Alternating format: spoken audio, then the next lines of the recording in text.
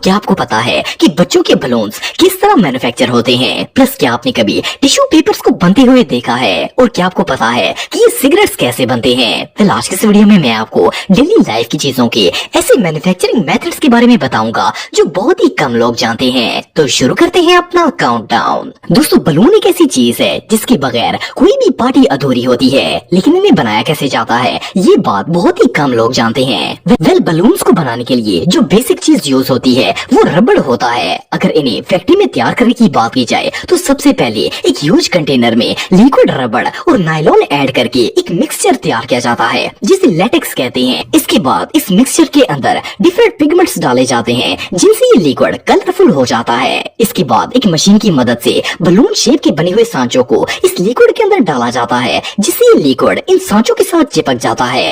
इस मशीन के ऊपर और नीचे दोनों तरफ कई सौ सांचे बने होते हैं। जब लिक्विड इन सांचों के साथ स्टिक हो जाता है तो इनकी एजेस को एक ब्रश की मदद से रोल अप किया जाता है जिससे हमें बलून के इस तरह के एजेस देखने को मिलते हैं। ऐसा इसलिए किया जाता है ताकि बलून को इजीली होल्ड करके इनके अंदर हवा को भरा जा सके। इसके बाद इन बलून्स को सांचों समेत तेज गर्म पानी में 15 मिनट के लिए डिप किया जाता है। वेल, ये प्रोसेस बलून के रबड़ को फ्लेक्सिबल बना देता है। इसके बाद इन्हें पानी और टेल्कम पाउडर के मिक्सचर में डिप किया जाता है ताकि ये सांचों से सॉफ्टली उतर सके। फिर इन बलून्स को एक ब्लोअर के अंदर से गुजारा जाता है जिससे ये ब्लो अप होकर सांचों से बाहर निकल आते हैं और इस तरह बलून्स तैयार हो जाते हैं।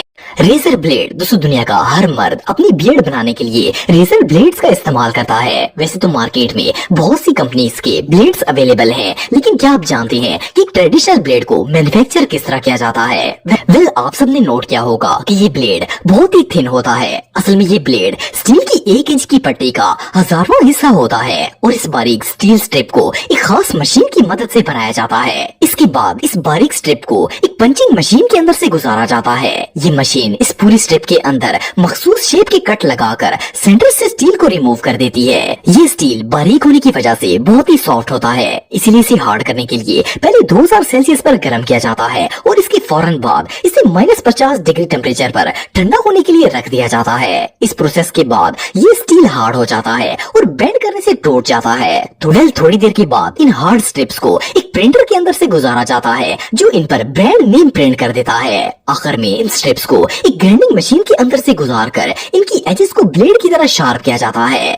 फाइनली एक कटिंग मशीन इन स्ट्रिप्स को छोटे छोटे पीसेस में काट देती है और इस तरह ब्लेड तैयार हो जाता है। एनीवे, जो भी हो, ये प्रोसेस वाकई में कमाल का होता है। दोस्तों, दुनिया में बहुत से ऐसे लोग हैं जो सिगरेट्स पीते हैं। वैसे तो ये एक हार्मफुल चीज है, लेकिन इसे बनाना और बेचना दोनों काम लीगल हैं। वेल, अगर सिगरेट मैन्युफैक्चरिंग की बात की जाए तो ये प्रोसेस तंबाकू की कल्टीवेशन से शुरू होता है। जब तंबाकू की फसल पककर तैयार हो जाती है तो इसे फैक्ट्री में भेजा जाता है। यहाँ पर वर्कर सबसे पहले तंबाकू को एक कन्वेयर बेल्ट पर डालकर तंबाकू के खराब पत्तों को ठीक पत्तों से अलग करते हैं। फिर इन पत्तों को एक मशीन के जरिए हीट देकर बिल्कुल ड्राई किया जाता है और इसके बाद इन्हें एक और मशीन में डालकर छोटे छोटे पीसेस में क्रश करते हैं और इस तरह ये तंबाकू सिगरेट फैक्ट्री में जाने के लिए तैयार हो जाता है। फिर सिगरेट फैक्ट्री में पहुंचने के बाद इस तंबाकू को दोबारा ग्राइंड करके मजीद बारीक किया जाता है। वेल, इसके साथ ही एक बारीक कागज की मदद से सिगरेट की आउटर लेयर तैयार की जाती है ताकि इसके अंदर ये ग्राइंड शुदा तंबाकू भरा जा सके।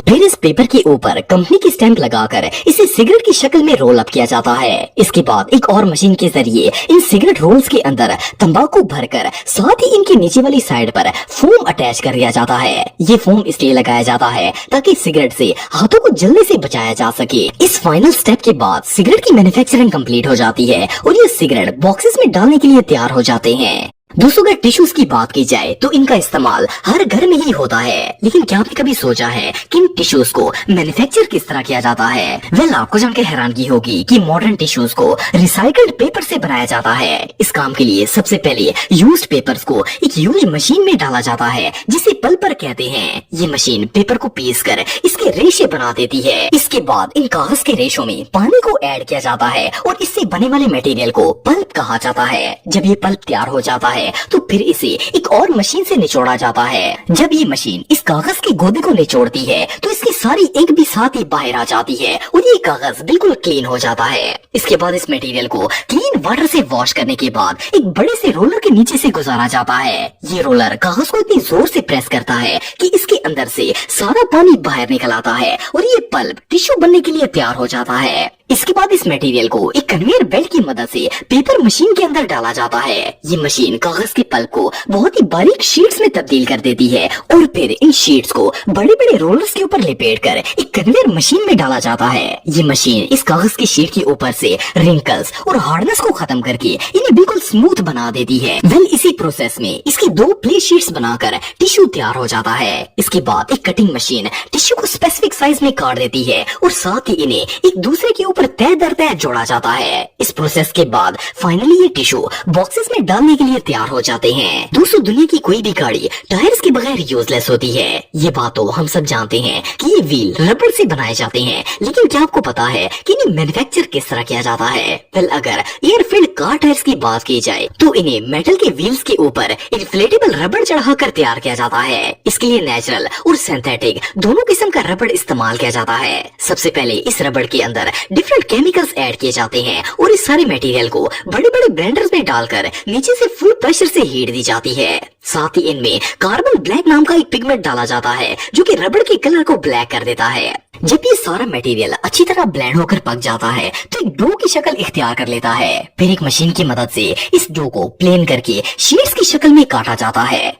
इसके बाद इस रबड़ की शीट को एक ड्रम नुमा मशीन के ऊपर तय दर तय चढ़ाया जाता है। इसके बाद ये रबड़ एक टायर की शेप में आ जाता है। इसके बाद अगर इस टायर में कलरफुल लाइनिंग करनी हो तो मुख्तलिफ कलर से इसके ऊपर लाइंस बनाई जाती हैं और इस पर कंपनी का लोगो भी प्रिंट किया जाता है। फिर इसे एक नए सांचे में डालकर इसके अंदर तेज गर्म हवा भरी जाती है और साथ ही टायर के साथ लगा एक्स्ट्रा रबड़ भी काट दिया जाता है। ये हवा टायर को फुला देती है और जब ये रबड़ ठंडा होता है तो टायर तैयार हो जाता है। दोस्तों, बबल गम हर किसी को ही पसंद होती है, लेकिन इसे बनाने का तरीका बहुत कम लोग जानते हैं। बबल को प्लास्टिक और रबड़ को मिक्स करके मसनूई तौर पर बनाया जाता है। सबसे पहले गम बेस को एक मिक्सर में डालकर इसमें कलर और फ्लेवर वगैरह ऐड किए जाते हैं। इस मिक्सर में ग्लूकोज सिरप और स्वीटनर डाले जाते हैं जो इस बबल गम को सॉफ्ट बना देते हैं। इस बेस को 20 मिनट तक मिक्स करने के बाद इसे तेज हीट दी जाती है ताकि ये मिक्सचर मेल्ट हो जाए। गर्म करने से ये मटेरियल एक डो की शक्ल इख्तियार कर लेता है और फिर इस डो को एक मशीन में डाला जाता है जो इसे प्लेन करके टूथपेस्ट की तरह अपनी नोजल से बाहर निकाल देती है।